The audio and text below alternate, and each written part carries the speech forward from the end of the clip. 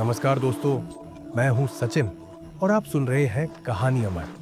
मेरे यानी सचिन के साथ आज मैं आपको एक कहानी का पहला भाग सुनाने जा रहा हूं। तो आइए इस भाग को शुरू करते हैं। इस कहानी के आखिर में आप सभी के लिए एक टास्क है, तो कहानी को पूरा जरूर सुने दोस्तों। कहानियां बनती है किस्सों से और हमारी जिंदगी में घटी कोई भी अनजान अनचाही घटना किस्सों को जन्म देती। हम सभी किस्से कहानियों की दुनिया से घिरे हुए हैं, लेकिन कुछ किस्से हमारी जिंदगी के साथ कुछ इस तरह से जुड़ जाते हैं कि हम चाहकर भी उनसे पीछा छुड़ा नहीं पाते। आज की कहानियां कुछ ऐसे ही डरावनी किस्सों के बारे में है, तो तैयार हो जाइए अपने हेडफोन लगाकर और आंखें बंद कर कहानियों का आनंद लीजिए। आइए शुरू करें। आज की डरावनी कहानी की शुरुआत करने से पहले मेरे नाम महेश है और मैं एक छोटे से गांव में रहने वाला हूं। मैं एक शहर में काम करता था जहां की भीड़-भाड़ और शोर-शराबा रोज मुझे थका देता था। शहर की दिन प्रतिदिन की जिंदगी से छुटकारा पाने के लिए मैंने सोचा कि कुछ दिन गांव में बिताए जाएं, जहां शांति हो, हवा में ताजगी हो और जीवन धीमा चलता हो। इस विचार ने मुझे एक अजीब तरह से राहत दी और मैंने शहर की व्यस्तता हों से दूर जाने का निर्णय लिया। गांव का नाम था सिमटल, जो किसी पुराने नक्शे में भी मुश्किल से मिल पाता था। यह जगह शहर से काफी दूर थी और इसके आसपास का इलाका घने जंगलों और उबड़-खाबड़ रास्तों से घिरा हुआ था। सिमटल एक ऐसी जगह थी जहां जीवन सरल था, लेकिन लोग कुछ अजीब से थे। वे बड़े ही खामोश रहते थे और कभी-कभी मुझे ऐसा लगता कि वे किसी गहरे डर का सामना कर रहे हो। उनके चेहरे पर हमेशा एक गहरी उदासी और खामोशी छाई रहती थी, जैसे उन्हें कुछ ऐसा डर हो जिसका सामना वे नहीं कर सकते। गांव में पहुंचते ही मुझे लगा कि यह जगह किसी रहस्यमयी दुनिया से जुड़ी हुई है। खेतों के बीच से गुजरते समय मुझे हर कदम पर ऐसा महसूस होता जैसे कोई मुझे घूर रहा हो। आसपास की हवाओं में एक अजीब सी सर्दी थी जो दिल में खौफ पैदा करती थी। लोग शायद मेरे जैसे बाहरी व्यक्तियों से अजनबी थे, लेकिन मैंने सोचा कि कुछ दिनों के लिए यहाँ रहकर मुझे शांति मिलेगी। गांव में कुछ लोग तो मुझे अच्छा लगे, लेकिन अन्य लोग मुझे निगाहों से घूरते थे, जैसे वे मुझे दूर से ही पहचान रहे हो।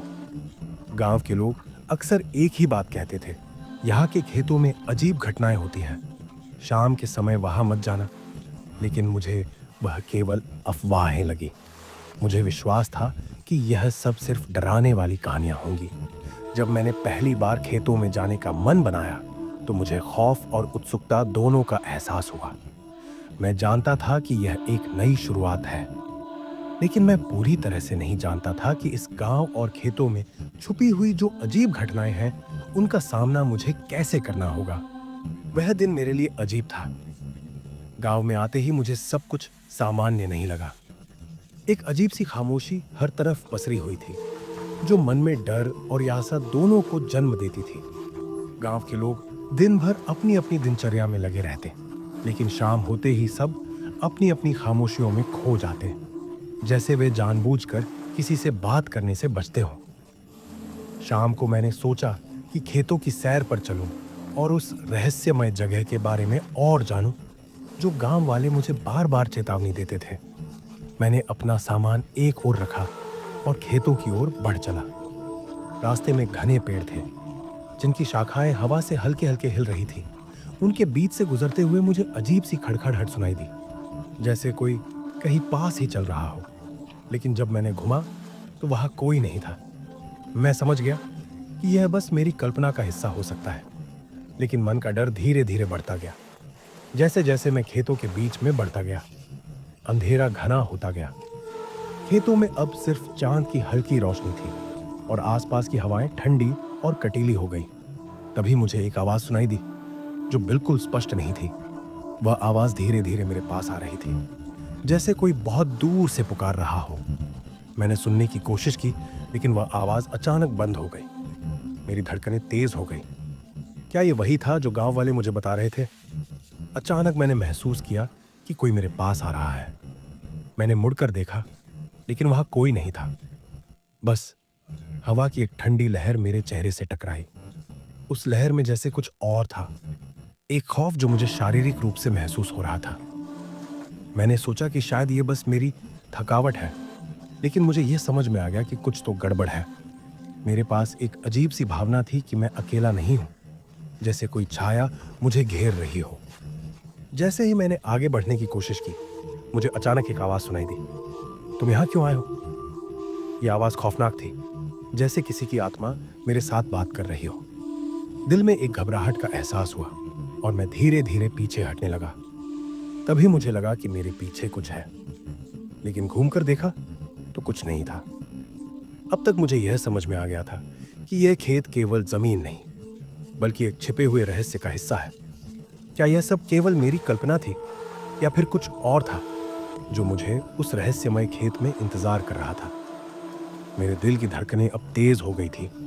मैंने धीरे धीरे पीछे मुड़कर देखा, लेकिन फिर भी मुझे वहां कोई नहीं दिखाई दिया। खेतों के बीच अंधेरा गहरा हो चुका था और चांद की हल्की रोशनी कुछ ही जगहों पर पड़ रही थी, जिससे चारों ओर छाया और भी डरावनी हो गई थी। मैं फिर से एक कदम आगे बढ़ा, लेकिन मेरी आंखों के कोने में कुछ सफेद सी चीज ने मुझे आकर्षित किया। ये पहले मुझे सामान्य सा लगा, लेकिन जैसे ही मेरी नजर उस दिशा में गई, मुझे एक अजीब सी डरावनी छाया दिखाई दी, जो बहुत हल्की सफेद रोशनी की तरह दिख रही थी। वह सफेद आकृति धीरे धीरे मुझसे दूर होती जा रही थी और मुझे ऐसा लगा कि वह मुझसे कुछ कहने की कोशिश कर रही हो। मैंने एक कदम और बढ़ाया, लेकिन फिर वह सफेद आकृति अचानक से सामने आ गई। जैसे हवा में कहीं से प्रकट हो, उसकी आकृति पूरी तरह से अस्पष्ट थी, लेकिन उसकी मौजूदगी में महसूस की जा सकती थी। उसकी हल्की सी रोशनी ने उस सर्द रात को और भी खौफनाक बना दिया। मेरे अंदर एक डर की लहर दौड़ गई और मैं रुका नहीं। मैंने तेजी से कदम बढ़ाए, लेकिन वह सफेद आकृति मेरे पीछे आ रही थी, जैसे वह मेरे पास आकर मुझसे कुछ कहना चाहती हो। लेकिन अचानक वह पूरी तरह से गायब हो गई, जैसे हवा में घुल गई हो। मैंने सोचा कि शायद यह सिर्फ मेरी मानसिक स्थिति का असर था, लेकिन फिर मेरे दिल में एक और डर घर कर गया। वह सफेद आकृति सिर्फ एक भूतिया रूप नहीं, बल्कि कुछ और थी जो मेरे साथ थी। तभी मुझे एक अजीब सी गहरी आवाज सुनाई दी, जो सीधे मेरे कानों में गूंज रही थी। तुमने जो कदम रखा है, अब तुम इस भूमि से बाहर नहीं जा सकते। यह आवाज इतनी भयानक और गहरी थी कि मेरे पूरे शरीर में सिहरन दौड़ गई। क्या यह वही आवाज थी जिसे मैंने पहले खेतों में सुना था? क्या यह वही सफेद आकृति थी जो मुझे डराने के लिए मुझसे संपर्क कर रही थी? मेरे कदम रुक गए। मैंने चारों ओर देखा, लेकिन कुछ दिखाई नहीं दिया। लेकिन फिर मुझे एहसास हुआ कि खेत में कुछ था, कुछ जो मुझे देख रहा था, मुझे महसूस कर रहा था। मेरी सांसें तेज हो गई। क्या मैं अब इस डर को और सहन कर पाऊंगा? और अगर मुझे भागने का मन भी हो, तो क्या मैं बाहर जा पाऊंगा? खेत की भूमि ने मुझे घेर लिया था। वह आवाज अब भी मेरे कानों में गूंज रही थी। तुमने जो कदम रखा है, अब तुम इस भूमि से बाहर नहीं जा सकते। मुझे समझ में आ गया कि जो कुछ भी हो रहा था, वह सिर्फ मेरे डर की उपज नहीं था। कुछ और था, कुछ जो इस भूमि पर राज करता था, कुछ ऐसा जो मुझे छोड़ने के लिए तैयार नहीं था। मेरे दिल की धड़कनें तेज हो रही थी। मैं अब रुकने का नाम नहीं ले रहा था। मैंने सोचा था कि अगर मैं तेजी से दौड़ूं तो शायद खेत से बाहर निकल सकूंगा, लेकिन हर कदम पर कुछ अजीब सा महसूस हो रहा था, जैसे कोई मुझे अपने पंजों में जकड़ की कोशिश कर रहा हो। अचानक एक हल्की सी ठंडी लहर मेरे शरीर से गुजरी। मैंने झटके से मुड़कर देखा, लेकिन मुझे कुछ भी नहीं दिखाई दिया, केवल घना अंधेरा था। खेत के चारों ओर पेड़ों की शाखाएं हवाओं से सहमी हुई सी हिल रही थी। मुझे ऐसा महसूस हुआ कि पेड़ मेरी ओर बढ़ रहे हैं, जैसे कोई अदृश्य ताकत उन्हें अपने नियंत्रण में कर रही हो। मेरे पास अब एक ही रास्ता था, आगे बढ़ना। लेकिन जैसे जैसे मैं बढ़ रहा था, मुझे लगता था कि अंधेरा और गहरा होता जा रहा था। मेरी आंखें भी अब धुंधली हो रही थी और मैं बमुश्किल ही देख पा रहा था। एक क्षण के लिए मैं रुका और अपनी आंखें झपक की कोशिश की, ताकि कुछ साफ दिख सके। लेकिन जैसे ही मेरी आंखें खुली, मुझे फिर से वही सफेद आकृति दिखी, अब और करीब, अब और स्पष्ट। ये सफेद आकृति अब मेरी आंखों के सामने खड़ी थी। उसकी कोई ठोस रूपरेखा नहीं थी, बस एक धुंधली और स्पष्ट रूप में वह दिखाई दे रही थी। लेकिन मुझे उसके पास जाने की एक खींचतान सी महसूस हो रही थी, जैसे वह मुझे कुछ बताना चाहती हो। तुम इसे समझ नहीं पा रहे हो, राहुल। वह आवाज फिर से सुनाई दी, इस बार और भी गहरी और खौफनाक। तुमने जिस भूमि का अपमान किया है, अब वह तुम्हें अपने अंदर समेटेगी। तुम नहीं भाग सकते मेरे दिल में। अब सच्चाई का एक गहरा एहसास हुआ। यह केवल एक डरावनी कहानी नहीं थी, यह सच था। वह भूमि मुझे अपने कैद में लेने के लिए तैयार थी। एक घबराहट के साथ मैंने भागने का विचार किया, लेकिन जैसे ही मैंने पहला कदम उठाया, मुझे फिर से वही ठंडी हवा महसूस हुई और वह सफेद आकृति मेरे सामने प्रकट हो गई। इस बार और भी ज्यादा करीब भाग नहीं सकते राहुल, यह तुम्हारा अंत है। मुझे अब कोई रास्ता नहीं दिख रहा था। मुझे लगने लगा कि यह सब अंत की ओर बढ़ रहा है और मुझे अब उस भूमि से बाहर निकलने का कोई तरीका नहीं दिख रहा था। वह आवाज, वह आकृति और यह अंधेरा, सब कुछ मुझे घेर रहा था और मुझे लगा कि मैं अब एक अंधेरे रहस्यमयी शक्ति के चंगुल में फंस चुका हूं। वह सफेद आकृति अब मेरे बिल्कुल पास खड़ी थी और उसकी खौफनाक उपस्थिति मेरे शरीर को कांपने पर मजबूर कर रही थी। मुझे लगा जैसे मेरी सारी हिम्मत खत्म हो गई हो और मैं पूरी तरह से घेर लिया गया हूं। उसकी हल्की सी रोशनी अब और तेज हो गई थी, जिससे आसपास का हर दृश्य और भी डरावना नजर आ रहा था। उसकी आवाज अब मेरे सिर में गूंज रही थी, तुमने खुद को यहां फंसाया है राहुल, अब तुमसे बचने का कोई रास्ता नहीं। मेरे शरीर में एक ठंडी लहर दौड़ गई और मुझे समझ में आ गया कि यह सफेद आकृति सिर्फ एक भूतिया छाया नहीं थी, बल्कि वह कुछ और था। कोई ऐसी ताकत जो इस भूमि को नियंत्रित करती थी। मैंने कदम पीछे खींचने की कोशिश की, लेकिन जैसे ही मैंने एक कदम और बढ़ाया, मुझे लगा जैसे मेरी जांघें बर्फ की तरह जम गई हो, जैसे कोई अदृश्य शक्ति मुझे और भी ज्यादा जकड़ रही हो। मैंने एक और कोशिश की, इस बार पूरी ताकत के साथ, लेकिन मुझे लगा जैसे जमीन ने मुझे पकड़ लिया हो।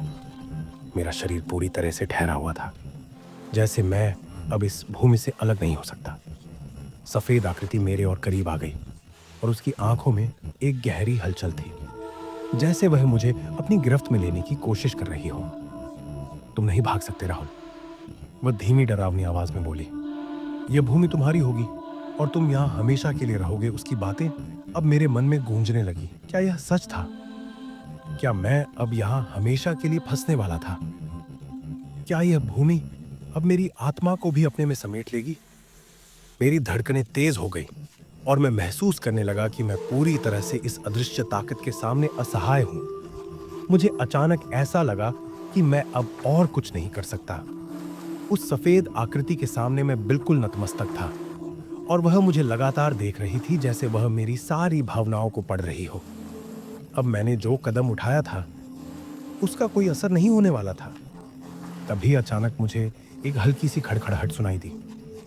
ये खड़खड़ाहट हवा से नहीं आ रही थी, बल्कि यह जमीन के नीचे से आ रही थी। क्या यह कोई